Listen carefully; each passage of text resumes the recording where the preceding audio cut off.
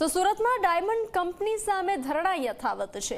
KP Sanghvi diamond સામે આજે પણ ધરણા ચાલી રહ્યા છે। આજે વધુ એક ધારાસભ્ય ધરણામાં જોડાયા। કતારગામના એમએલએ વિનુ મોરડિયા ધરણા પર બેઠા છે। ગઈકાલે એમએલએ કુમાર કાનાણી અને કાંતિ બલર ધરણામાં જોડાયા હતા। તો કેપી સંઘવી કંપનીએ હીરા વેપારી પર ખોટી રીતે ચેક બાઉન્સના કેસ દાખલ કર્યાનો આરોપ લગાવવામાં આવ્યો છે। વેપારીઓ પાસેથી 7 કરોડ લેણા હોવાનો કંપનીનો દાવો છે। મહત્વનું છે કે વેપારીઓએ કંપની સાથે દલાલ હસ્તક વેપાર કર્યો હતો, પરંતુ 6 વર્ષ પહેલા નુકસાન થયું હતું, જેથી ડાયમંડ એસોસિએશન ખાતે કંપની અને વેપારીઓ વચ્ચે બેઠક થઈ હતી અને પંચની સામે વેપારીઓ પાસે જે પણ મિલકત હતી તે મિલકત આપી અને કંપનીને 50% જેટલું ચૂકવણું કરી દેવામાં આવ્યું હતું। કંપનીને પંચની હાજરીમાં ચૂકવણું કરી દીધા બાદ ફરીથી ચેક રિટર્નના કેસમાં 12 વેપારીઓ સામે દાખલ કરવામાં આવ્યા છે, જેમાં એક વેપારી થયો તે દલાલ હસ્તક થયો હતો। હવે ચેક રિટર્નના કેસ થયા છે, તેમાં પતિ પત્ની બંને ઉપર કેસ કરી દેવામાં આવ્યા છે, જે બાદ તેનો વિરોધ થઈ રહ્યો છે। સતત બીજા દિવસે કેપી સંઘવી ડાયમંડ કંપનીની બહાર જે વેપારીઓ છે, આ ઉપરાંત તેમના જે પરિવારજન છે તે ધરણા પ્રદર્શન કરી રહ્યું છે। આપ જોઈ શકો છો જે રીતે ધારાસભ્ય ગત રોજ કુમારભાઈ કાનાણી અને કાંતિ બલર આવ્યા હતા, ત્યારે બીજે દિવસે વિનુભાઈ મોરડિયા પણ જે પરિવારજન છે તે પરિવારજનની વારે આવ્યા છે અને પોતે જે ધરણા પ્રદર્શન છે તેમાં જોડાયા છે। આપણી સાથે વિનુભાઈ જોડાયા છે, તેમની સાથે આપણે વાતચીત કરીશું। વિનુભાઈ, આપ પણ ધરણા પર જોડાયા છો, શું કારણ?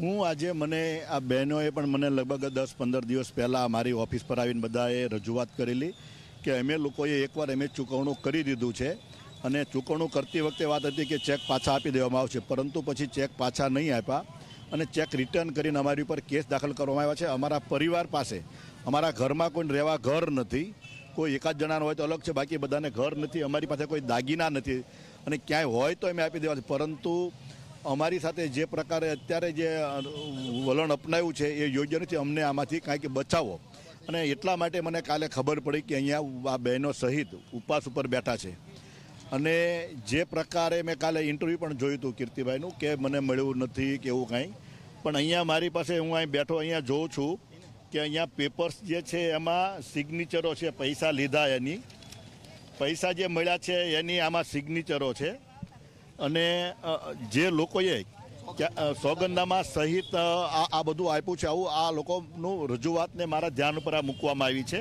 સાઇન જેની જેની છે અલગ અલગ લોકોની આમાં લીધેલા છે, એ લોકોએ સાઇનો આમાં કરેલી છે એમને પૈસા આપવા માટે। હું માનું છું કે આવડી મોટી કંપની છે અને આટલા લોકો જો બહેનો સાથે એના પરિવાર જો સાથે વગર રસ્તા પર આવવું પડતું હોય તો એક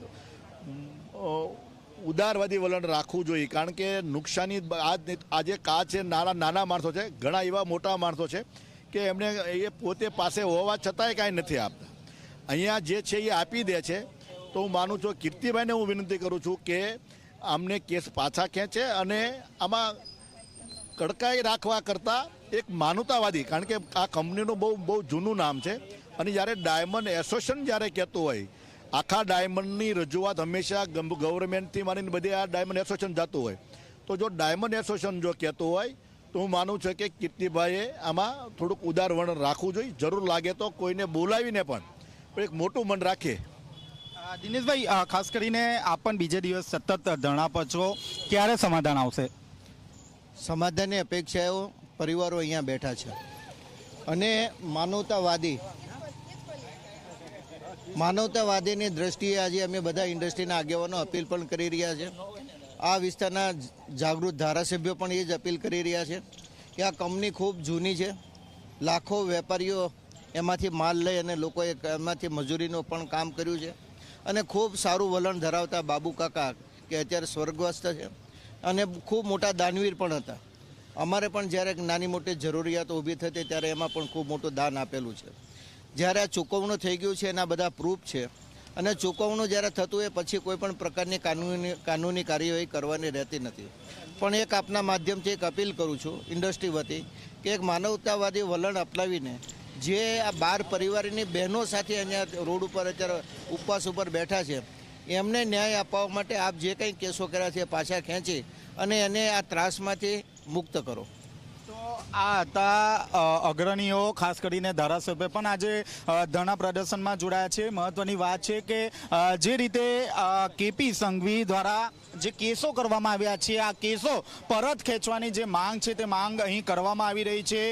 ક્યાંક તે ક્યાંક માનવતાવાદી જે વલણ છે તે વલણ દાખવવા માટે અપીલ કરવામાં આવી છે. કેમેરામેન વિજય બેસાણે સાથે ચેતન પટેલ, ઝી મીડિયા, સુરત.